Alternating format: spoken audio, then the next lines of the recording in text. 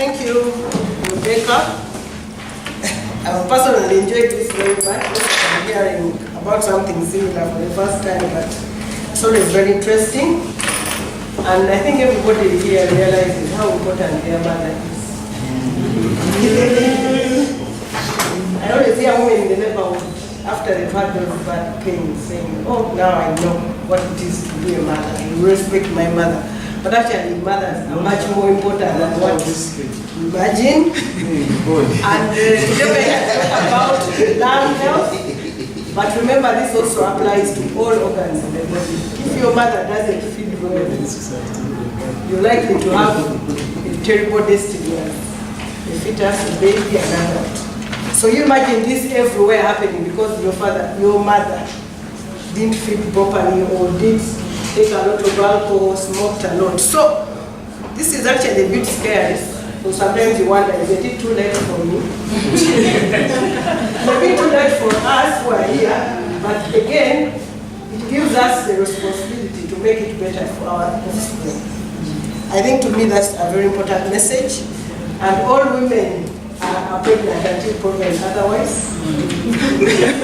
So women have to feed well all the time. So that's a preconception, because by 6 weeks, everything, the damage is already happening. And very few people know they are pregnant by that time. So I think the men in this house and elsewhere should know that we have to be fed well throughout our lives. Not when we are pregnant. So I welcome questions to Rebecca. Any questions, comments, anything? Yes. Thank you for the presentation. I have about 2 questions. One is about the microbiome that is in the GI, and then it depends on what you want to first feed on. Is that related to maybe some babies take glucose, certain things when the mother does not have this, or for any reason, the mother is not there after that. So, is it related to that? Then the issue of the biomass, the smoke that people inhale. I know in the areas like ours, a lot of people cook using CBD. But if we know this is contributing, according to the presentation, also to both of asthma and things like that. But when you look at the prevalence again, it seems like it's more in those higher growth countries. Asthma is more common in these areas than ours. Is it just a small contribution, or there is a high contribution to mix the prevalence of asthma? And then the use of gas for cooking. Does it have absolutely no negative impacts on lung health? I think she can pick like 6 and get another round. Yes, thank you very much.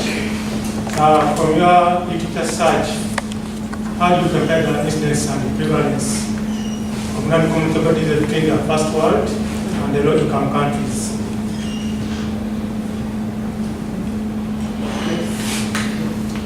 Thank you very much. I missed, when you're talking about nutrition, missed alcohol. I want to do to whether you say it is subjective or objective or... Okay. Thank you all for Yes, I want to ask. Yes. Thank you very much for this presentation. I am concerned about the study, The study is basically positioned in the wrong area. Would the factors come out properly? Best that now you want to establish the relationship between Air pollution. you call it nutritional diversity. Okay. Now, in Chamli, basically there will be no diversity because it is a rural place with only one food type or two. wanted to know why you didn't consider having maybe two sides, the rural one and an urban side, and then you'll be able to identify diversity.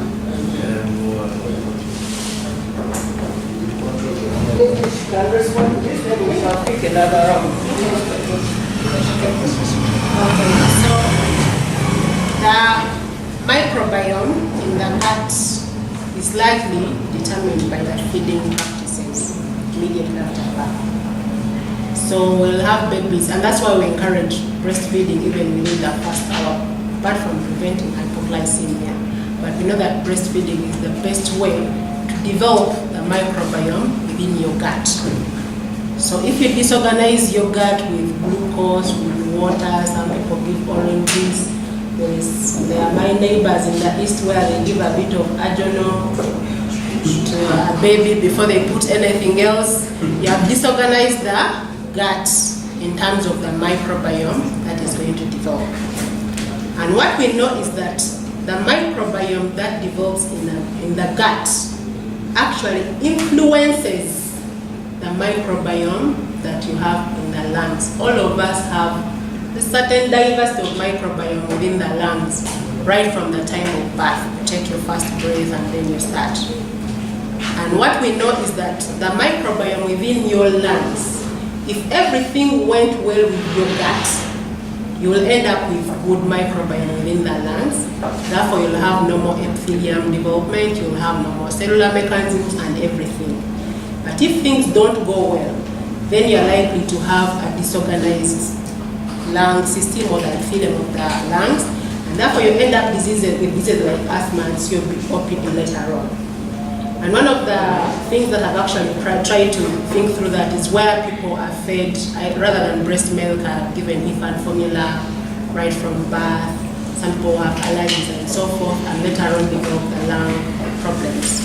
So again, the importance of breastfeeding right from birth. And that's why we say even if your mother has had a cesarean section, usually there is something they can produce.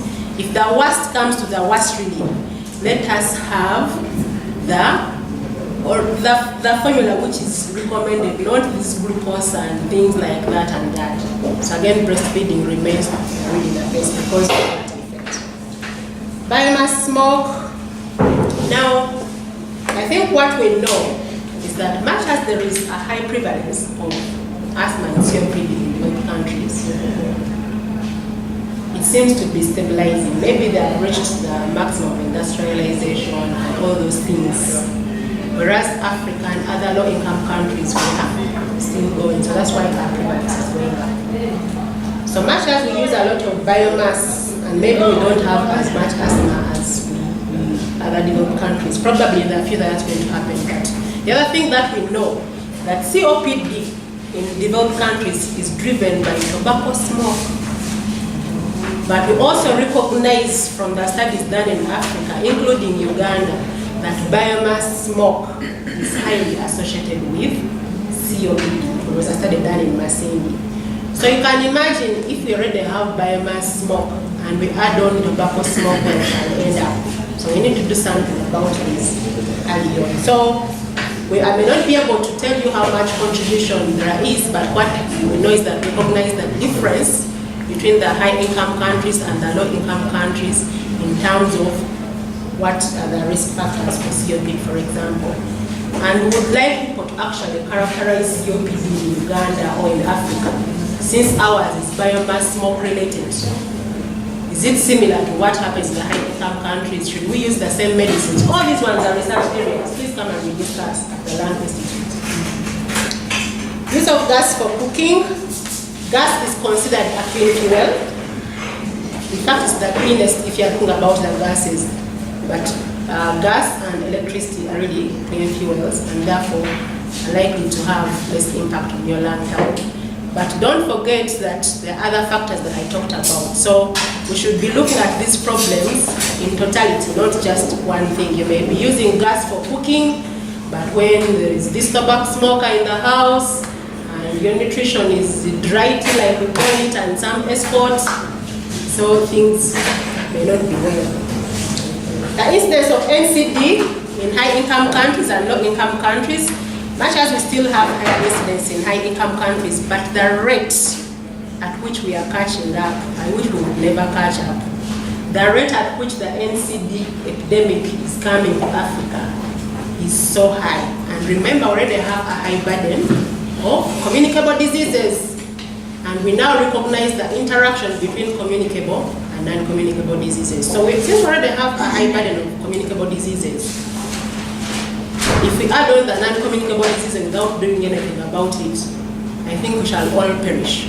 At least those people also now only have to worry about NCDs. They have controlled most of their communicable diseases. Nutrition, alcohol. I think my pediatric mind would never think about alcohol as a nutrient.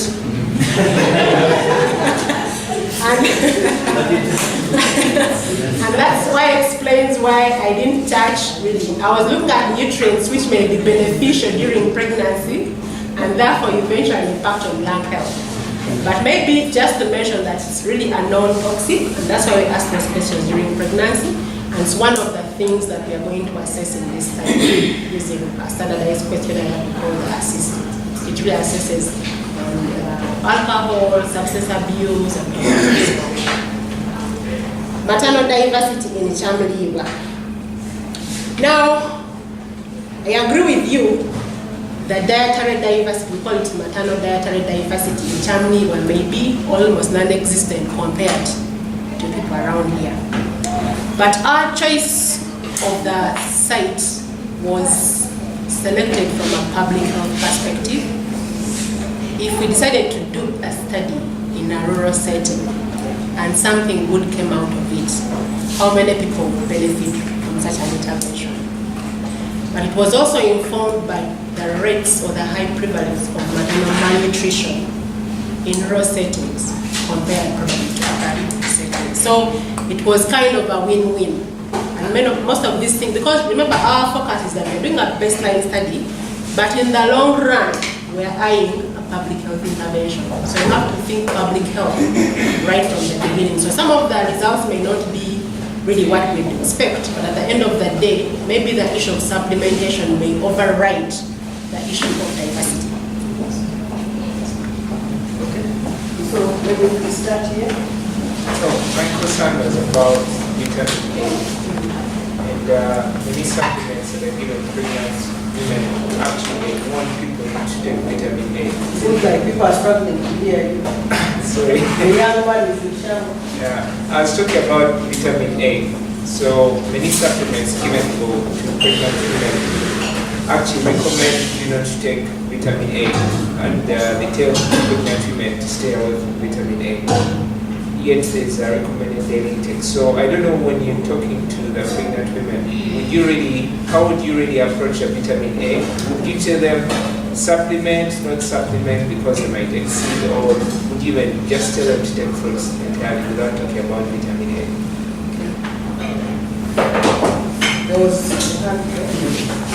Thank you very much, Dr. Rebecca. First of all, this study is very nice because the paradigm shift from the classic trajectory of COPD being small prevalent at 16 years, then you get COPD. We actually now see a lot of early life origin, so there's a lot of really great interest in that perspective. The issue will still fall in line with my colleague here who talked about Chamliwa. We're talking about biomass.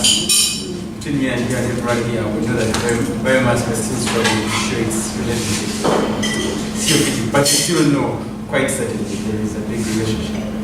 But the issue is particulate matter in Chamliwa versus particulate matter in, let's say, Kampala, Boise, North Kololo, where you would think that that's where your biggest benefit in terms of public health intervention, or even demonstrating, because you might find these women are going to have particulate matter in the kitchen and find, but they will be living in virtually healthy environment outside the kitchen. So it's something to think about. I also don't know whether, this being a cohort, are you taking only HIV negative others, or because if you want to really show us a life story, or you actually take everything really, you might tell the difference between the HIV people who may have their whole set of different immunology versus the non-HIV. Yes, thank you very much. My concern is about the ethical issues. You talked about collecting data from 5 to 6 weeks infants. What ethical considerations have been put in there since they are not really able to consent? And the other is specifically about the benefits that the study groups are going to get. Yes, what specific benefits are they getting? The children and the mother. Yes? Yes, thank you so much for the presentation. The cohort actually that is being set up in Chamdiwa sounds exciting because I think there is no such cohort in Uganda which specifically looks at chronic respiratory diseases. So my question is if other confounders will also be taken care of, like for example maternal vitamin D, either supplemented for deficiency, and then even use of medicines during pregnancy. Like we know use of paracetamol is associated with asthma in childhood, and then also overuse of antibiotics, which also, as we have learned, will eventually affect the gut microbiota and then predispose the children to chronic lung diseases. I was just wondering if those also would be taken care of as potential confounders. Can I answer this one? Yeah. So the vitamin A and the pregnant women. First of all, I want to say that this study is a baseline study, and therefore it's a fact-finding study, so to speak. So we are going to find out is vitamin A first of all a problem in that area? If it's a problem, is there an association with the infant lung function measured at 6 weeks of age? Now, we are not going to do serum vitamin A. We are looking at the food frequency questionnaire. Now, that food frequency questionnaire just outlines the kind of food the mother has been eating during pregnancy. And Uganda has what they call food tables or food consumption levels, which have been developed. So they will tell you how much, if you ate one piece of cassava, how much carbohydrate is likely to be there, if it is cooked this way, if it's deep fried, if it is steamed. So we are going to collect that information from the mothers, because all they will tell us is maybe on average I take a cup of milk every day, with or without, really an estimation. And we shall use that information and compare with the standardized food tables from Uganda. It has all these variety of food, some of them I've never known about. So that's how we are going to find out if they have probably enough vitamin A in their diet or not. So we are not supplementing. So doing that, we think that we might be able to find certain groups of mothers who may actually benefit from vitamin A supplementation. But before we make that recommendation, maybe it would be think about a trial, where is the benefit and things like that, knowing that also vitamin A may be a problem during pregnancy and the early neonatal period. So it's really trying to find a fact-finding to try and see is there something we can do about the nutrition during pregnancy. Biomass, why Chamdiwa, why not Kampala, to be specific. A lot of studies have been actually done within Kampala, measuring the particulate matter. What we know is that Kampala is hugely polluted. We are almost competing with China cities. Unfortunately for us, we don't have oxygen days like they do. So, again, we looked at the